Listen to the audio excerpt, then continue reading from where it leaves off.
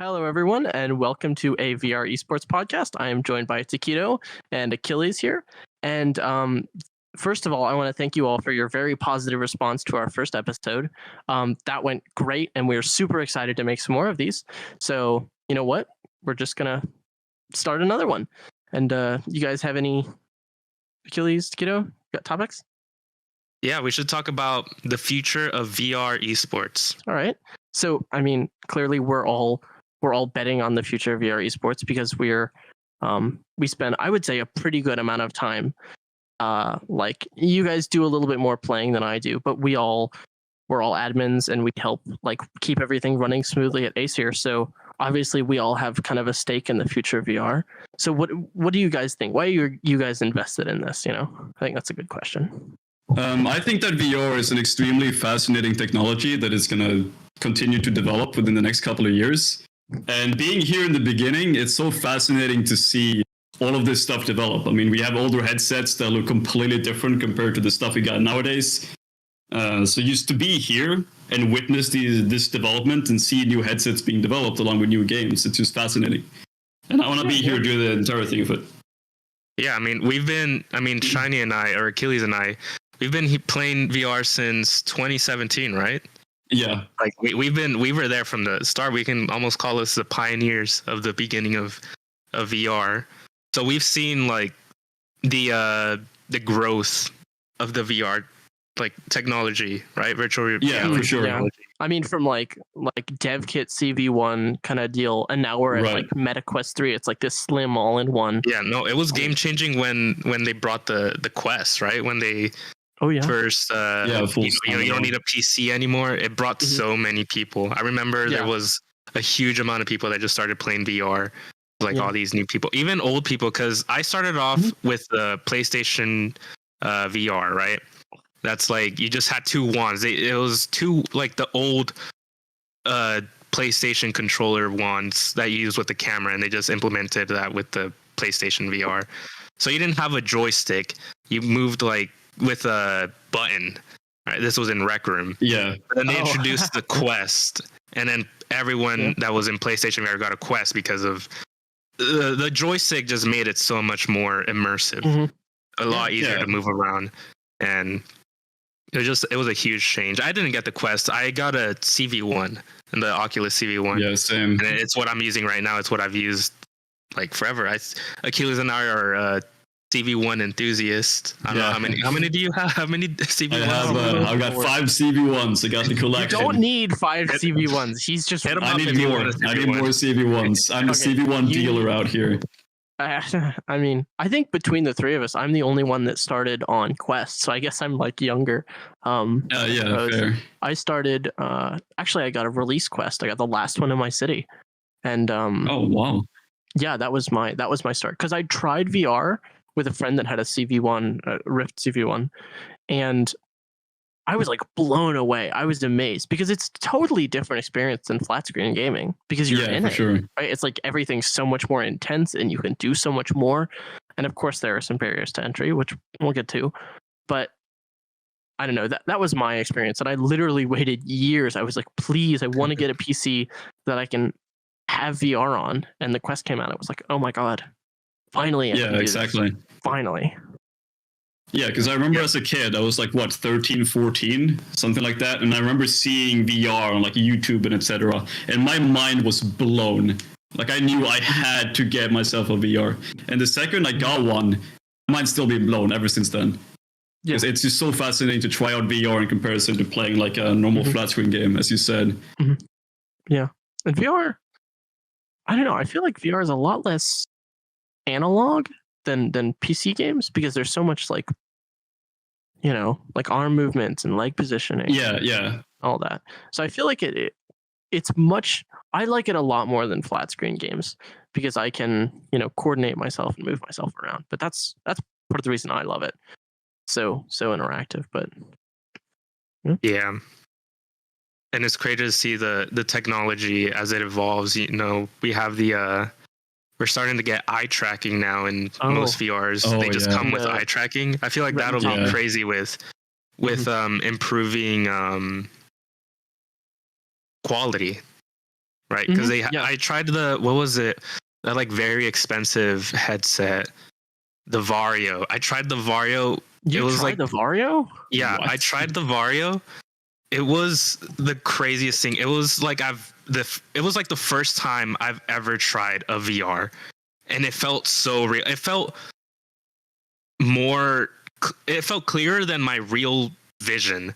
It was actually insane. Yeah, because it would use your eyes to like enhance the pixels in the area you were looking. That was like the basic technology with it. So it was a really crazy, and it definitely showed me. It showed me the capabilities of VR. Yeah, and it made me even more. Yeah, it made me more excited for how much VR is going to improve in the next few years. Yeah, for sure. Yeah.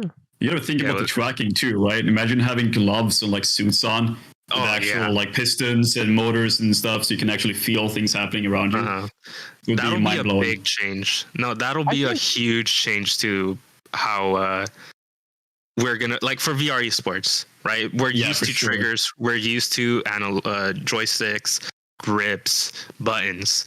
When they implement gloves that have that's a whole different technology you're gonna have to get used to. Maybe like I don't know. It'll be really interesting to see. If I was given a choice, like right here, right now, between the controllers I have now and like a glove, and unless the glove has like the most amazing feedback model in the world where it like actually feels like I'm squeezing, like the feedback that you get on a trigger from holding and grabbing a trigger, it's like I don't want to be like fake holding air. It's like I like holding a thing in my hands, right? Yeah, it makes sense. It's 100%. Yes, that's what I would. I prefer. I prefer joysticks and triggers. Yeah, but I think for like simulation games or there are a couple types of games where single player experiences where gloves, like haptic gloves, could be really, really amazing, and I think that's gonna further widen up people to get in VR, and of course that's what we all want, obviously. Yeah. I mean, it's all about the players playing VR, right? On a topic you mentioned earlier with the Quest 2 thing, because me and Takedo played Rec Room back in the day, and then when Quest 2 came out, the population that played VR just exploded. Like you would see players everywhere, which was fascinating to me. You're seeing so many people in the community that was previously dead to a lot of players. And we see this community growing every day with new headsets coming out, new games, etc. I mean, it's really fun. Yeah, especially in Breachers, you know? Breachers has a lot of Quest players. Like, I'm pretty sure the majority of Breachers players are Quest players. That's where you saw a bunch of them. So yeah, Quest has brought a lot of people into VR, which is very exciting. But there's still like something that's keeping people from coming into VR. And I think once they fix that something, the VR industry is going to grow a lot more, and that's making it more seamless, right? The biggest thing is people get motion sick. People get motion. They can't be in a VR for more than an hour before wanting to throw up, or they get really lightheaded and dizzy. And I mean, from what I've seen, people that I know that have tried VR, they're like, I can't be on it for more than an hour before I have to like take it off, breathe, and So that's once technology improves enough to fix that, I'm pretty sure it's going to grow even more. I think that another thing is that perceived price is a big part of it, but I feel that the Apple Vision Pro, even though for us, I think that you guys probably are alongside with me, thinking that like I would never ever purchase that. I would never buy something like that because it's for work. And the more I think about that, the better it seems to me, because people don't buy computers for games. They buy computers for work, and then they play games on those computers. So the more that VR headsets become tools, that they become utility, the more people are going to have them, right? So like I have friends that I'm like, you should play games with me on a VR headset. I'm like, well, it's really expensive. And I'm like, it's $250. It's not that expensive. You get a Quest 2s right now are like dead cheap. Like the amount of hardware in that headset for that price is crazy. And then they're like, well, I don't know, I might get motion sick. And then I'm like, you could do work on it.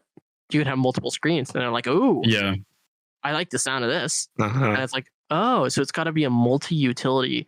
The more utility you can stuff into this, the better it's going to sell. And I think for that reason that the Apple Vision Pro, as ridiculous as it is, and however Apple is going to do their Apple things, I'm happy they're getting into it because it'll push more people towards this medium. It'll push more enthusiasm, more money, and of course, yeah, for sure. Problem though is that these newer headsets, they're not really built for esports, which is really sad to see. Yeah. I mean, an example, as we already brought up, both me and Takedo play on Rift CV1, which is a headset that was released 2015, 2016, like a very long time really ago. Old. And out there, it's still one of the best esports headsets on the market. Although there are alternatives that cost like $1,000 plus, that stand almost no chance, which is unbelievable. It's really sad to see that these newer headsets meant for mass production for like jobs and office jobs and stuff like that aren't that versatile for gaming, which is sad to see. But hopefully that's going to change as gaming becomes bigger in VR. But I mean, it makes sense. Mark Zuckerberg isn't designing the next VR headset for esports. Yeah, exactly. They're like the majority of people are gonna be people that are working. I've seen. Honestly, I was excited for the Vision Pro. I kind of wanted to get it. The Apple Vision Pro looked really cool, with all the stuff that you're gonna be able to do with it. But also, I saw the Quest 3 has the same thing with the pass through the screens. Yeah. I always see videos of people with it on, and they're just sitting in their room watching something. Yeah, I've done that. I've used you have a Quest 3. Oh yeah, I forgot you have the Quest. Yeah, I forgot about that. Quest 3 for like reading assignments where it's like, okay, I need a big screen over here with my reading, and I need like my computer here, and I can like type through the pass through. It's kind of crazy. Like it's I can have my keyboard, my actual keyboard, and then the rest of my world's like giant screens. So I can have like a 6-screen setup for. Yeah, that's insane. Which I wanted to buy one just for that reason. Yeah, it's so cool. See what I mean? Yeah, people will buy it for work-related reasons because what's exactly. cheaper, 4 other monitors or a VR headset? It's the VR headset. Also, you can play awesome games like Breachers. Yeah, shout out to the Breacher staffs. Yeah. Awesome. Yeah, true. Yeah, no, and another thing I've seen is people are wearing the Quest 3 out in public. Oh, I've seen that. I personally would not do that. That's like embarrassing. You would not catch me wearing that outside in public anywhere. But it shows that maybe it'll be normalized. In a few years, that'll be normalized. 5 years, maybe. Yeah, it might be. Because it would be useful. What was that? The new thing in the, what was it? The Meta. It was a Meta press, or they announced the glasses, right? I don't know if you saw the Ray-Bans. Yes. Yeah, the Ray-Ban glasses. Those I really wanted those because of the AI integration that they have in it, where it's just they have so many cool features that are planned on it. I feel like that'll be the future, that we'll see people with VRs that have that kind of technology. Yeah, I specifically on the topic of those glasses, there's this great video by Marcus Brownlee. I don't know if you guys know, wonderful tech YouTuber. No. I recommend to check this video out. Basically, he talks about VR as these 2 sides racing towards each other. You've got like your Quest 3 and your Quest 2 all racing to get smaller and still keep the complexity, and then you've got your glasses that are racing to get more complex. And somewhere in the middle, they're going to meet into something that people will just wear out in public. That mass adoption. And once you have people that are using VR for their everyday life, VR gaming is just gonna, it's gonna for sure. Yeah, exactly. So, that's why we're here, right? We're all here early on to invest early on in VR, because eventually VR is gonna explode, and we all know that. Could be 5 years. We need the mouse and keyboard of VR. Right, the thing that you can just universally use. Yeah, that everyone has for work. For gaming, and it's like perfect for everything. That's what we need. That's what we're shooting for. Yeah, and I see the future VRs smaller. I do see them smaller. It's going to be maybe to the size of glasses. Smaller, lighter. Yeah. Yeah, smaller, lighter. That's what we're shooting for. That's what I'm pretty sure the industry is shooting for. Yeah, I agree with that. Okay, well. And the more we see that VRs are going to be more normalized, the more we're going to see the younger generation wearing them all the time. It'll be the new smartphone. Yeah, we want a smartphone where instead of parents giving kids a phone, they're going to slap on a VR on their head. Just go play Gorilla Tag, right? Yeah, you're going to have 5-year-olds in high school or like in school, you know, they're going to have their glasses on instead of their phones. Instead of the teachers, you know, removing phones from kids, we're going to have everyone with glasses on no matter where we go. Yeah. You guys want to talk about questies? I think everyone knows. Do we want to define what a questie is to our questie. viewers? Let's leave the questie define what a questie is. All right. So a questie, from what I've seen, basically is a kid that is in VR with a Quest 2, usually not Quest 3, that their mother or father has bought. Their little tiny child self to be like, go play Rec Room. Don't bother me and your father.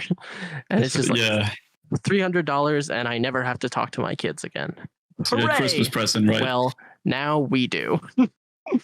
Yeah, now they get to talk to weird people on the internet, which we've seen. I've seen a lot of cases where there are weird people in VR talking to younger people in VR, and that's just the weirdest thing.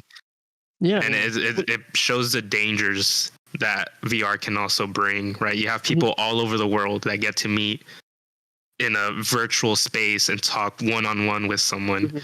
You know, it just makes it more easily accessible to those kinds of people. A lot more real than doing stuff on your phone and texting to people. A lot more realistic. Super intimate as well. It's like really, for sure. It's like you can go up to someone in VR and be like, "Hey, buddy." Yeah, exactly. It's really weird. And so it's so much more real that I feel like the impacts on younger kids and even older kids are going to be like a little bit more and a lot different than they would be in normal online play. And I think so too. Yeah. There's a lot of dangers. Just look at kids today. You know, look at kids today with their phones, right? You got kids on their phones 24/7 being impacted by all sorts of random stuff online. You know, you got parents giving their kids an iPad with unrestricted internet access to all sorts of interesting things. But now instead, you have taken it to a new level, as you said, with the intimacy of having a VR headset and interacting with people 3 times your age as a 7-year-old kid. Yep. But it brings a lot of dangers. It brings a lot of concerns. But it also brings a lot of... It depends on how you approach it, right? It can also bring a lot of positivity. Sure, phones are bad to like always be using if you use it in a bad way, but there's people that run businesses off their phone. So I'm pretty sure in the future you can run businesses in VR, right? There's a lot of learning you can do of VR. When schools start implementing VR, imagine just having a class field trip in your class. Cool. Let's go see the pyramids of Egypt, right? You just see the giant, there's a lot of positivity and positive things that can come from implementing VR to future generation as well. History class would be crazy. Immersive classes. I also feel with VR games, you guys might disagree with me, but I feel like they develop for like younger kids your kind of sense of self and sense of mobility with your body a little bit better. Because with PC games, it's like it's like you can do about that. But in VR, do you guys? I'm going to say a word that you probably haven't heard before, like VR sense. You know, some people just are like in VR and they have control over it. And then you see other people and they're kind of like uncomfortable and they're bumbling around. And the difference between those two people is that the people that are uncomfortable in VR take way longer to learn VR games. And the people that are super comfortable in VR can learn games like immediately, right? It's crazy. Yeah. And I feel like using VR to develop those kind of, I guess, slightly more like real skills. Like I have to really move my arms around to do this. I have to stand up. I have to sit down. I have to the amount of crouching I've done because of hyperdash. All the play spacing. Yeah, I feel like it can develop a lot of social skills as well. You got these kids that sometimes have a lot of issues at home, and they can use VR headset stuff, Rec Room, or maybe even Breachers, as a way to interact with other people the same age and try to socialize in a way. So I feel like it's beneficial in a way too. As long as it's regulated, people can make a lot of friends out here. I mean, I'm sitting right next to you two right now. Yeah, that's great. I've made a lot of friends in VR that are across the world. People that I would have never met if I never put on a VR. Like, I would have never been close to someone living in Sweden. Yeah, other side of the world. You're the only Swedish person I know, and that's only possible because of VR. Yeah, exactly. I think on the flip side of that, though, I know a lot more assholes than I would have ever met. But that may be in part because running an organization like Aesir that, let's be honest, we kick ass, right?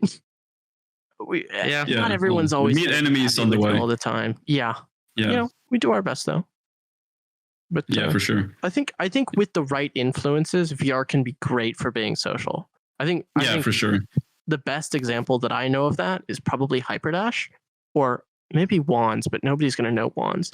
But I think for modern play, it's probably Hyperdash for best influence on like younger players. But because we discussed that last episode about older players in Hyperdash having very good influence for new players.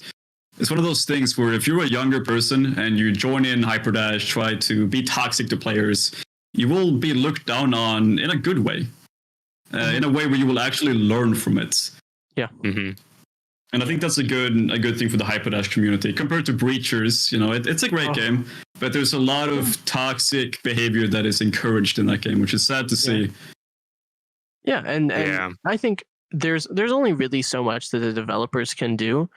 Like Triangle Factory has, of course, they've implemented voice mod, which, I think that's a fair attempt to moderate public servers. But really, in moderating huge swaths of communities and people interacting with each other, there's only, there's a limit to how far you can go with that.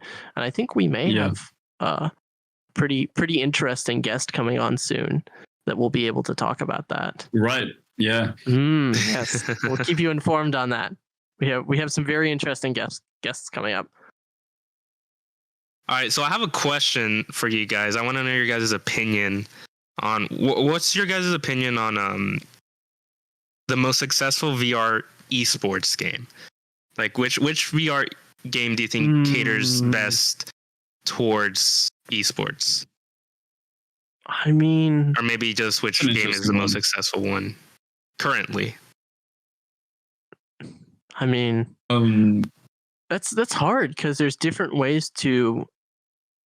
arguments for what makes a successful league. There's successful leagues and it's like has the best promise of sponsorships. I can think of a game like that. There's a game that's like has like just a magnitude of a player base. And then you can think of really stable games that have been going on for a long time and just have not changed at all. And they just continue to be, profitable. And I think we all have some expertise in one of these three games. We know that Onwards and Pavlov and Contractors are all like very popular games. Unfortunately, we just don't know enough about them to really take a stance. So I think we're going to probably not, unfortunately, discuss them. If you have any opinions on them, though, please leave it in the comments. We would love to hear it. So, what do you guys think is the most competitive game? This is a hot take, but I would like to take a stand with Veil VR, mostly because of the fact that game was built in mind for esports, right? You got these games, they have their casual content, but for Veil VR, almost all of their content was meant for the esports community. They had their giant LAN last year with a $35,000 prize pool, along with plenty of events and stuff like that. And I think that even though the game isn't really the most alive thing out there, which I'm sure anyone who has played that game before is aware of, they still have a lot of potential when it comes to tournaments, prize pool winnings, and just the general feel of the game. Yeah, I think that's true. I'd agree with that. I would say that if someone argued that to me, I would be like, okay, sure. Yeah.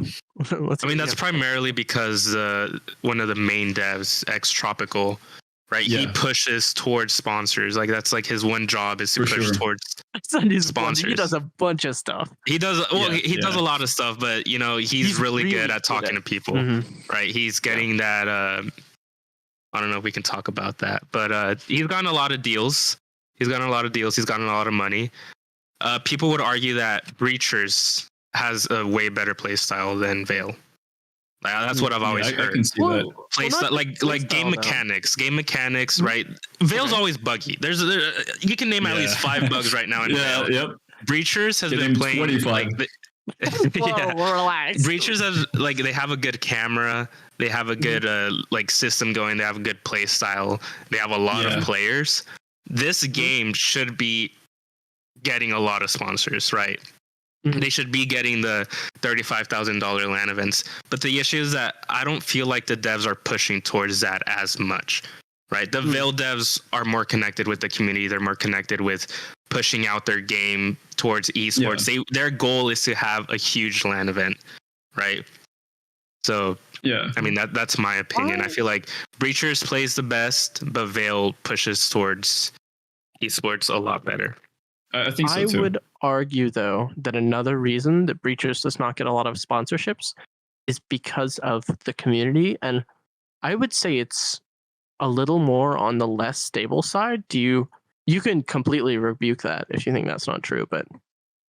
Well, I don't know. There's individuals and teams, like general turnover. I wouldn't say that's been a huge issue so far. Yes, that exists, but like what league doesn't have these kinds of issues, right? I don't think sponsors are that well informed with how the community runs more than an actual player.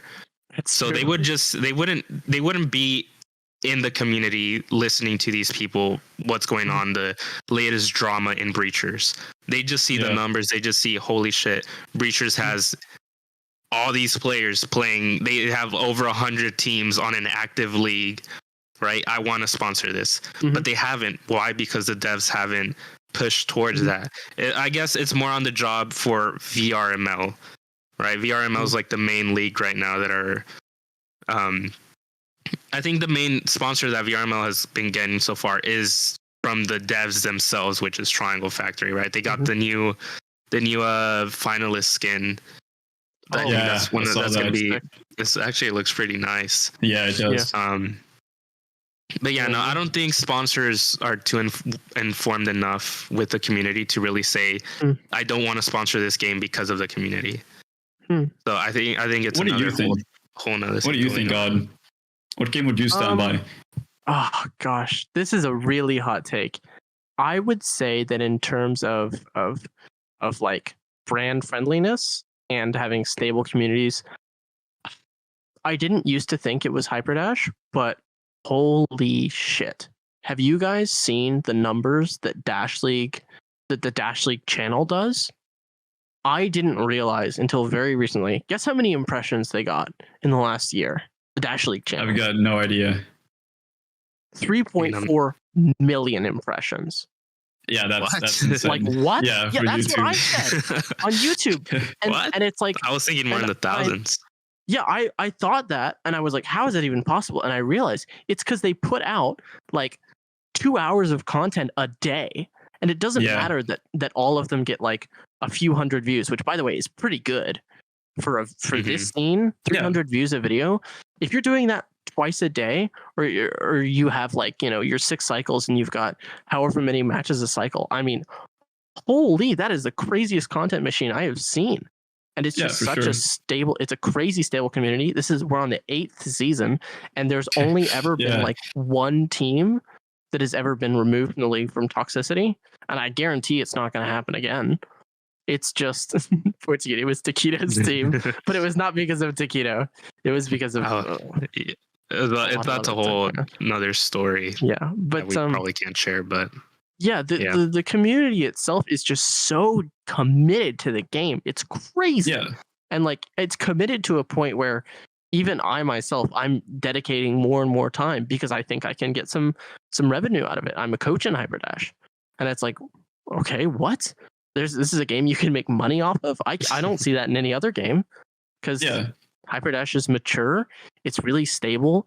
I don't know. I think it's a great game with great mechanics. I think it's just...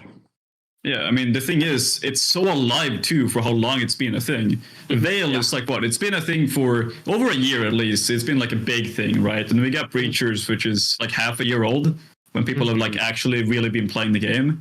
But Hyperdash has been out there for years and years. It's like 2.5 years or something? Yeah, and it keeps on growing.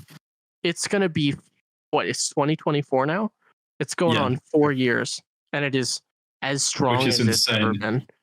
Yeah, it keeps on growing.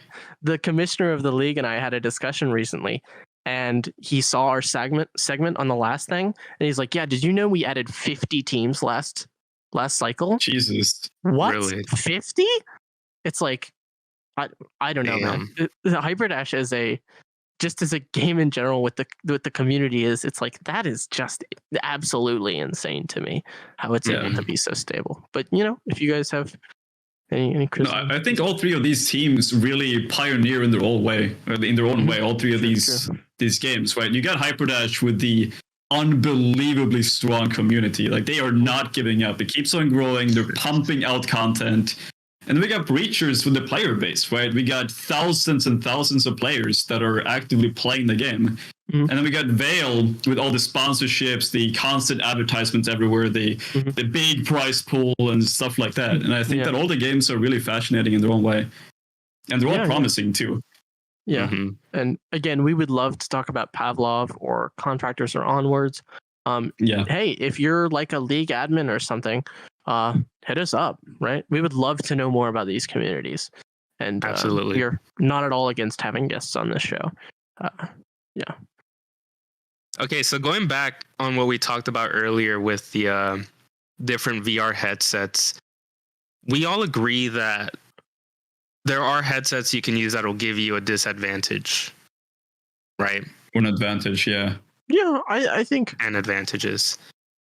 For example, the Quest. Playing standalone, I feel like standalone has always had a disadvantage compared to actual PC players, like people with actual PCs that have better connection, better hardware to run the games. They don't lag as much. They don't lose as much frames. Right? So what do you guys think? Here's a question I have. Do you think that standalone is bad enough that a standalone player is able to blame the fact that they're not good at something on their standalone? Yes, not really. No. There are standalone players that are top players. They are really, really good players. Yeah. I mean, here's the thing. This is how I see it, right? Because I used to play on Quest 2 after my CV1 broke, and I played Veil for a year on Quest 2. And I was previously known as a pretty good player even on Quest 2. But then I swapped to CV1, and my skill ramped up very quickly. And a lot of people mentioned that. And playing on the two different headsets and comparing them, I love how free you feel when you play on a Quest 2. You can move around so much, it weighs almost nothing, it's got good resolution, I mean, it's great. But on CV1, it just feels so much more consistent. The tracking is great, I can see a lot more, it's got a wider FOV, and I don't really get frame drops. So I'd say both of them are good in their own way, but I'd still stand by playing on CV1 rather than the Quest 2. So would you say that it's a factor of the headset's responsiveness or a factor of how comfortable the headset is to use? Or are those, the same thing, I guess, for us at least? I would say they're the same things, because the CV1, it's way more comfortable in a gameplay type of sense. I'd say the Quest 2 felt more comfortable in real life, maybe on my head, playing for a long amount of time, because, it has better graphics and so on. But the CV1 playing the game, it feels so much more responsive, which makes it, makes competitive stuff more comfortable for me as a person when I'm playing. That's what I'd say. But that doesn't mean that Quest 2 is a very bad headset. I've seen a lot of very talented players that play on Quest 2 that are just phenomenal. Yeah. Okay. But there are disadvantages that come with that too, like battery life. Yeah, exactly. And especially when there's tournaments, sorry to cut you off, but there's tournaments that last, like Veil tournaments that have gone for more than 10 hours. Yeah. How do you do that with the Quest? How long is a Quest battery? Like 3 hours, 2-3 hours. Yeah. 3 hours. It depends on what game you're playing, but around intensive games, I would say 1.5 hour. If you're trying to take it easy on your system, maybe 2.5, maybe. And then you can play plugged in, but then it's just like a worse VCVR headset. Yeah, then it's not wireless anymore. Yeah. And in addition, it's also pretty heavy. And you have disadvantages like Discord. So a lot of top teams, I would say, well, at least for Ace here, it's kind of policy for us to use Discord instead of in-game comms, because in-game comms are really choppy and they have a huge amount of delay. And so we pretty much always use Discord. And on Quest, that's like almost impossible to set up. Like right now, I'm on a Quest 3, but I'm using Link so that I can have Discord to talk to you guys, which is, I mean, just a disadvantage of the system in itself. For like, that's a straight competitive disadvantage, because you have less options. You know? Yeah. But what about the Index? Because I know, Takedo, you play on both Index and CV1. So what do you think is the major difference between the two? So I played on CV1 for at least 4 years. I still do, and I still prefer it. I bought an Index because Vale was having a LAN event and they were forcing people to use an Index. So I said, well, I mean, this is bullshit. I want to use my CV1, right? But obviously I had to practice with an Index. What I loved about the Index was the resolution. It is far beyond better, far better than the CV1, right? Better than the Quest, I'm pretty sure. I've never used the Quest, but I know it's better than the Quest. I don't think better than the Quest 3, but no, I'm not sure about the Quest same, 3. I believe. Or is it the same? The Quest 2 has the same resolution as both Index. It has a different kind of screen. Oh, okay. Well, we can double check this, but I'm pretty sure it has a different. It has like a micro OLED display or something. No, probably LCD. I believe is what Quest 2 has. It's micro OLED on the Index. Oh, never mind. Which is way clearer. Oh, right, yeah. Quest 2 has LCD, while Index has OLED, I believe. Oh, okay. And OLED is better, yeah. And it also has more FOV and better hertz, so that would be a pretty big thing, too. Yeah. Why don't you talk about the controllers, though, Takedo? No, I was going to get to that. The thing that pretty much killed the Index for me, that I prefer the CV1 over 100 times over, are the controllers. The Index controllers, I personally just don't like them. I don't like the grip that it's kind of like a force type. I don't know how to call that. It's not a button. I like buttons. It's more responsive. A lot of people that use Index complain that when their hands get sweaty, the grip isn't responsive at all. Yeah. The triggers or the joysticks they're just far apart. It's just, I don't know. I like how small, how light, and the CV1 controllers are there, and you don't have to charge them. That's another big thing. Nope, battery and battery. You can just swap batteries. It's full. It'll last you like another week. So, the Index. I would use the Index if it had better controllers. Yeah, but I would argue that the Index is a really good recreational headset. It's not a competitive headset. I've always said that Index is better for experiences. CV1's better for competitive play. Yeah, I mean, you gotta agree with me on this, though, right? The CV1 controllers are a godsend to humanity. There's nothing better than CV1 controllers. I absolutely love them. I have 10 of them in total now. He's all over the place. They're amazing.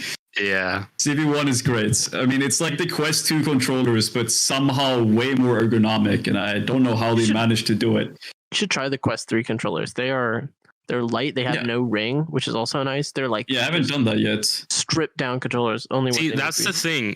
The thing I like about CV1 controllers is because of the ring. I like the ring that goes under, mainly because I use it to. I rest my finger on my middle finger. I kind of wrap it around the loop, and it helps me stabilize my aim. That's always been my thing. Definitely, my resting hand position is my ring fingers over the ring, my pinky finger under the ring, and I that's how I normally hold my controllers, and it makes it very stable.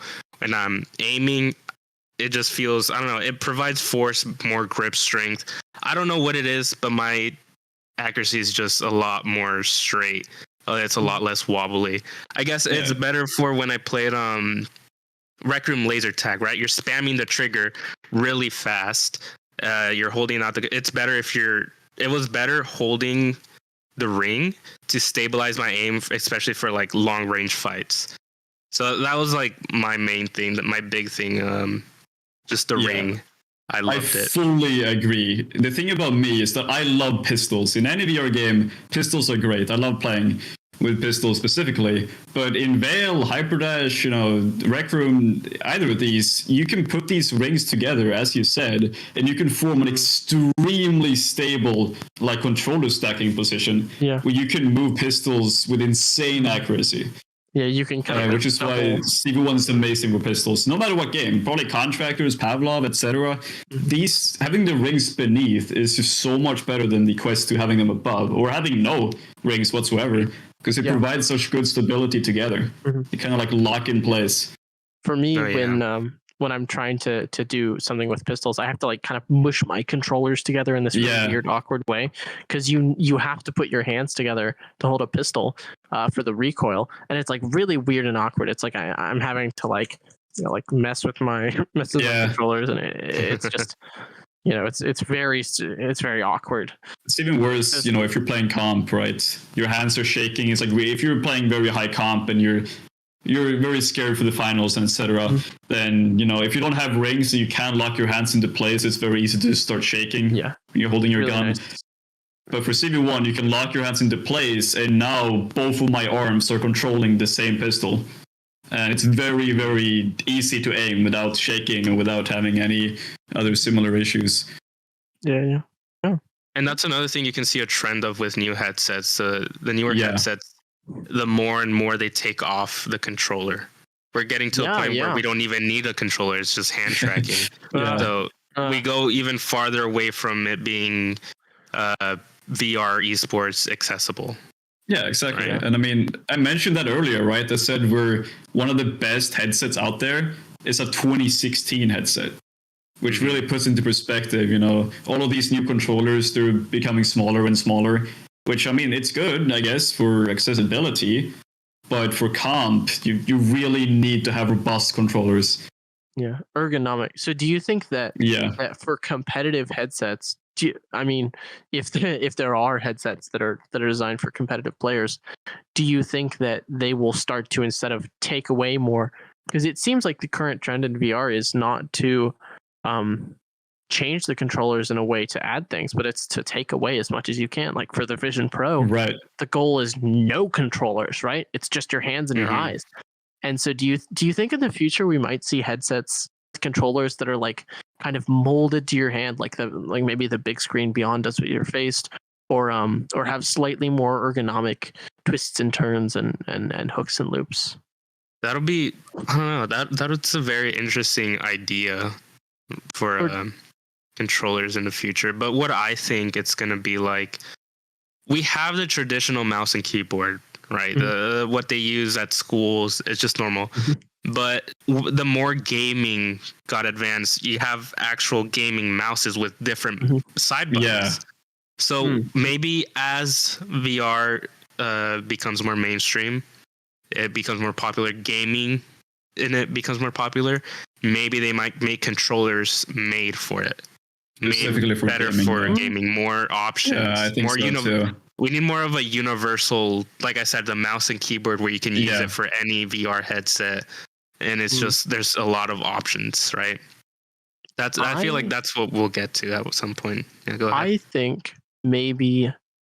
I don't think so. I think that they're going to keep making these super minimalistic controllers, because usually the headset manufacturer makes the controller. It's not like a peripheral you can plug in. And I think that what we're going to continue to see, which is what we see today, is basically people just sticking things onto controllers. So like you've got your Kiwi straps, you've got your grips, which I mean, so many players use like strips and or like straps and grips and even stocks, I guess, is a way to modify your controller. Physical stocks are a huge in Veil and Breachers, or more in Veil at least, because Veil, and I'm sure I think Contractors and Pavlov, I'm pretty sure they use, and Onward, they utilize a lot of physical stocks, and they actually improve your skill by a lot if you use it correctly. If you use them right, having that real world stability is seriously a game changer. It's like having 3 points of contact, being able to brace against yours. I mean,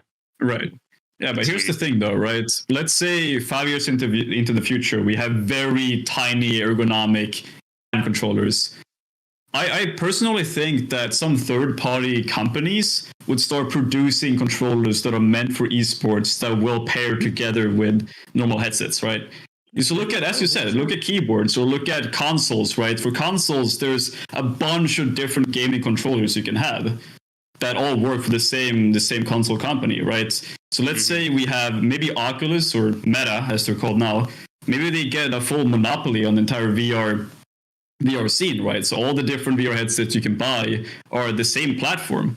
And maybe we'll see controllers that can be used on all of these headsets, no matter if it's a headset made for gaming or made for the industry.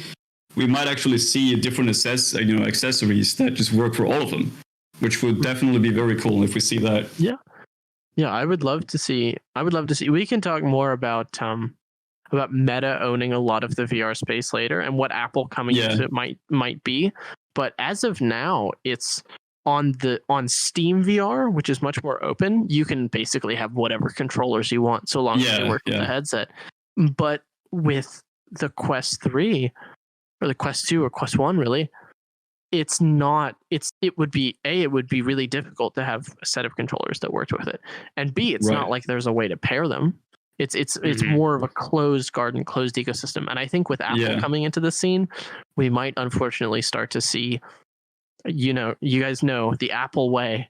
It's like you're not going to install anything. You're not going to. You're going to do it just how we want. Use our peripherals, nothing else. But I mean, who knows? Guess we'll have to see. Well, we can only wait and see. It's going to be interesting. Yep. I was going to touch up on something, but I forgot. Good. Another thing we could bring up that I knew we were going to talk about would be haptic suits, which is, I guess, similar to the stock. Yeah. Do you guys think a haptic suit would be a competitive advantage? And for those of you who don't know, a haptic suit is a suit you can buy, or rather a chest plate almost, you can put on that has a bunch of motors that allows you to feel things from in the game. So if someone shot you in the back in a Breachers game, you would feel that in real life and you would know where you're getting shot from. I think if you are someone of, how do I put this nicely? If you are of someone of the typical form of a VR esports player, which strangely is like tall and thin, is pretty much the stereotype. I mean, no, because it's like a few extra pounds. It's like a bunch of weight move around, and there's so much twisting and turning and moving your arms and body. But if you're like a big dude that's got muscles, I mean, sure, not me, but No, I think that makes sense. Yeah, there's people argue that it could be because I heard something I've heard people talk about is if you have the haptic suit on and you get hit in your back, you'll know where exactly. You'll know that they're behind you. So if you're a skilled enough player, you can quickly turn around and hit them. But the issue with that is you play these games where like Breachers, Veil, you die so fast. You don't have time to react. If you're getting shot in your back, it's a 90% chance you're gonna die. Right? You don't unless they miss, unless they have tragically bad aim and they just whiff really, really hard. Then, but I mean, how often does that even happen? But I mean, not in high comp. You guys know what high comp players will do for an advantage. Yeah, for sure. If it's on the table, if it's legal, if it's not literally cheating, they'll do it.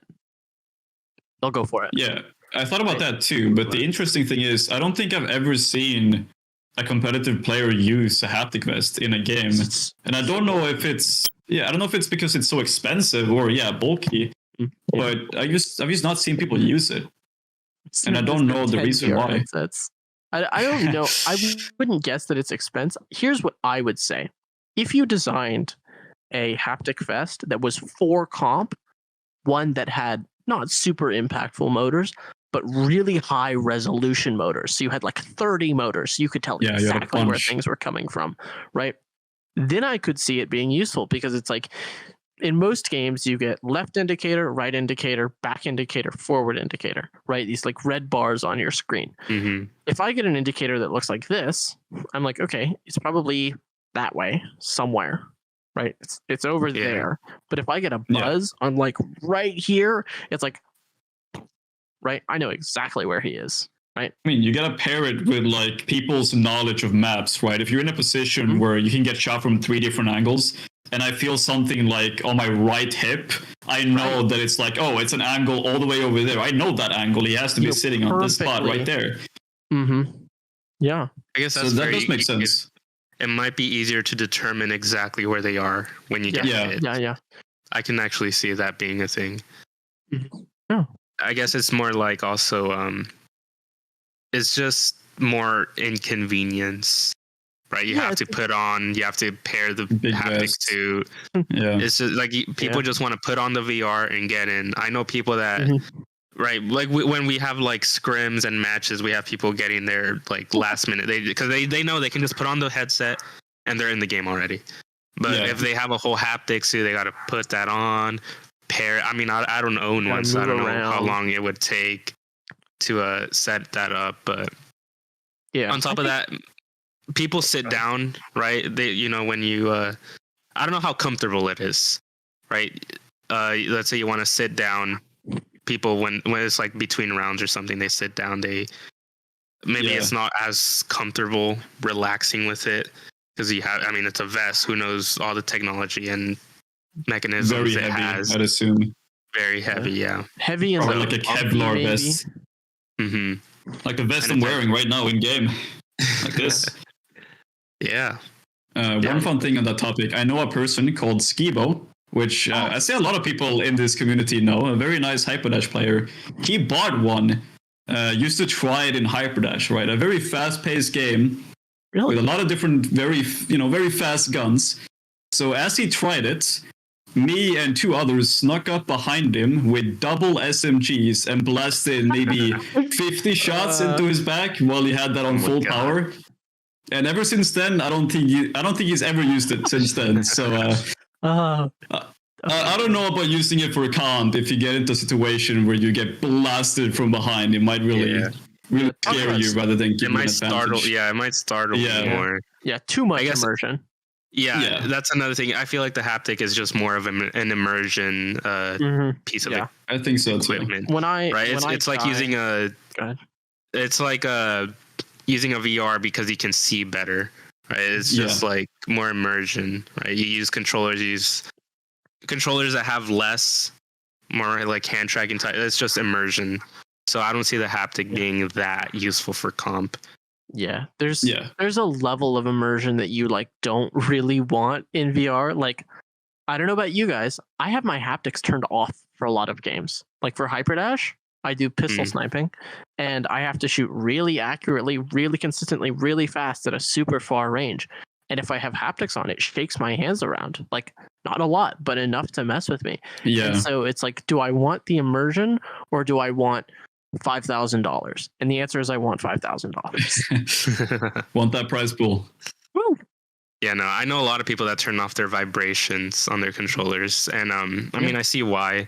It does make sense. I've always left them on.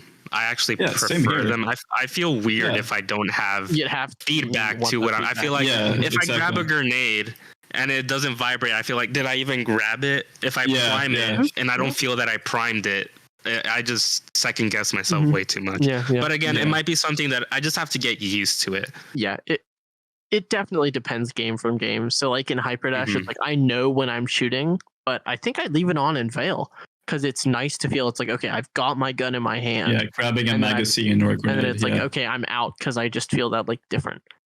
Yeah.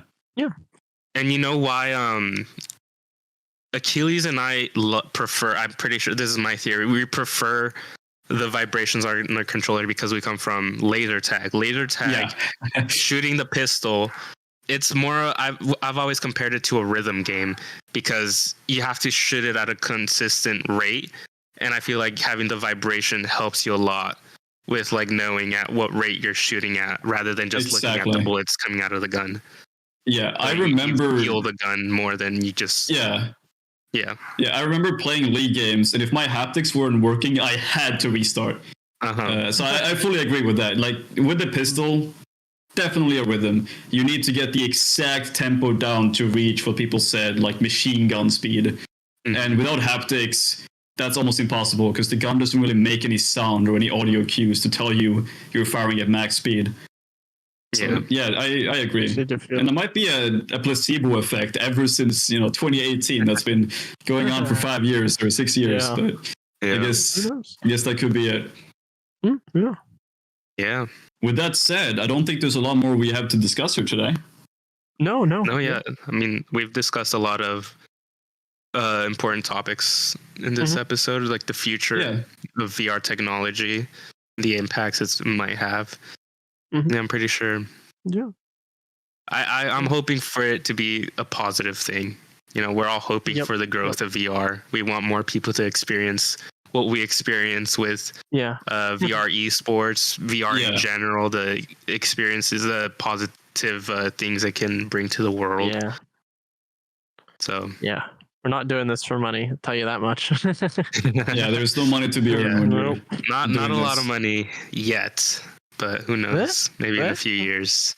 Yeah, we'll see. Yeah. But been a good episode so far. Yeah. Thank you guys for watching. If you guys have any different opinions to anything we've said, like leave it down in the comments. We'd like to know your favorite VR headset. What successful VR game that you think the most successful VR game is right now. Yeah. Leave it down in the comments. Any questions you want us to go over? Any comments, topic suggestions?